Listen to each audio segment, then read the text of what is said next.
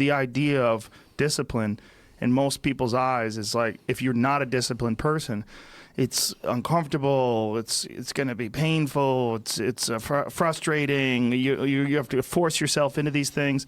It's a muscle. It's a muscle that has to be developed. And these patterns have to be developed in your own mindset. Incrementally. Yes. Yeah. Well, so you're right. Just telling people not to waste their lives is not enough. And this is another reason why I've so much enjoyed being a clinical psychologist, because clinical psychologists don't stick with high-level abstractions. Especially the behaviors, they're really practical. It's like, okay, you want to get your act together. It's like, well, how about if, let's say you're not studying well, and so we do a real analysis of how much you're studying. You say, well, I go to the library 4 hours a day. It's like, yeah, okay. How much time do you actually study in the library? Well, I waste time. I have to travel there. I look at my phone. It's like, okay, well, how much? 15 minutes? Half an hour? How much is real studying? Well, maybe we figure out it's 15 minutes. Say, okay, so what you're going to do for 1 week is you're going to study for half an hour. That's all. You don't get to go to the library for 4 hours. You have to sit down. We'll figure out a time, 10 o'clock in the morning, whatever. We'll put it in your schedule. Try to study for half an hour, no more. And then just come back and let's have a conversation about how well that worked. And people will come back and they say, well, I managed it 4 days. And one day I went over and one day I couldn't do it at all. It's like, okay, that's better. Instead of 75 minutes of studying, 15 minutes a day for 7 days. What is that? 15, 70, 105 minutes. You've managed about 210 minutes. So you've already produced an improvement of 50% in your bumbling, horrible way. You got a 50% improvement in 1 week. It's like, that's deadly. It's like, so in the future authoring program, what we ask people to do is, well, think about your life along 6 dimensions. What do you want for your, so the goal is this, you're going to take care of yourself. You're going to have a life in 3 years that justifies its suffering. That's the goal. So you can invent the damn life, but you have to think what you would be satisfied with so you wouldn't be all bitter and resentful. It's like, okay, what do you want from your family? What do you want from your friends?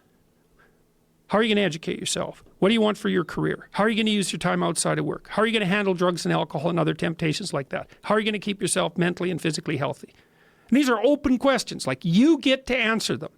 The idea is you can have whatever you want, but you have to figure out what it is. It has to be realistic, and you have to figure out what it is.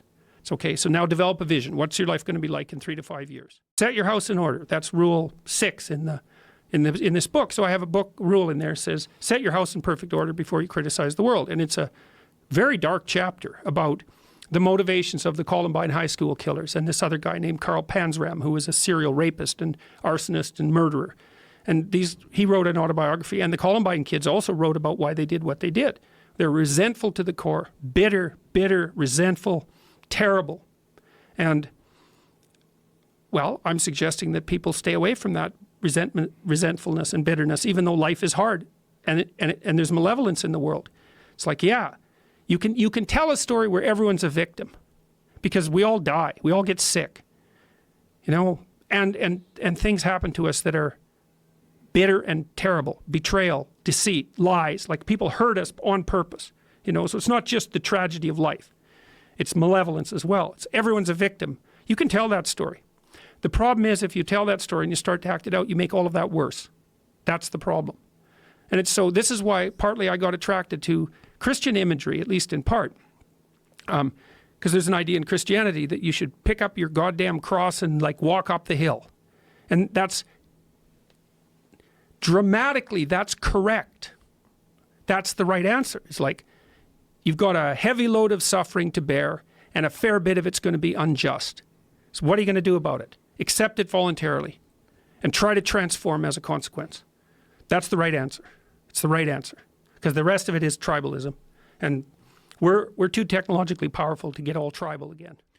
If you tell the truth, you transform the potential of being into a habitable actuality. That's how it works. So you say, well, how do you make the world better? Tell the truth. Because the world you bring into being as a consequence of telling the truth will be a good world.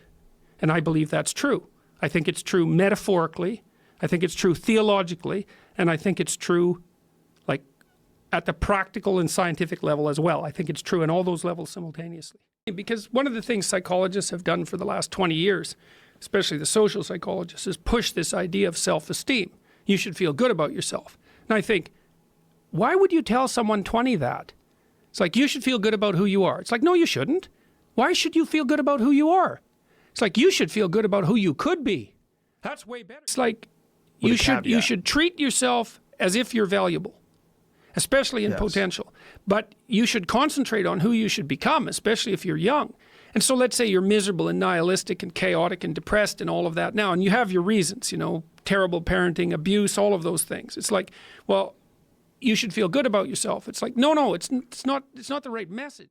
Almost all the meaning that you will need to get you through the hard times of your life is going to be a consequence of adopting responsibility, not of rights and impulsive action, impulsive freedom. But that isn't where you're going to find the meaning that keeps you sustained through the storms of life. That's going to be, you take care of yourself, you take care of your intimate partner, you take care of your damn family. So to tell people that if you confront the world forthrightly, if you speak the truth, and you expose yourself courageously to those things that you're afraid of, that your life will improve, and so will the life of people around you.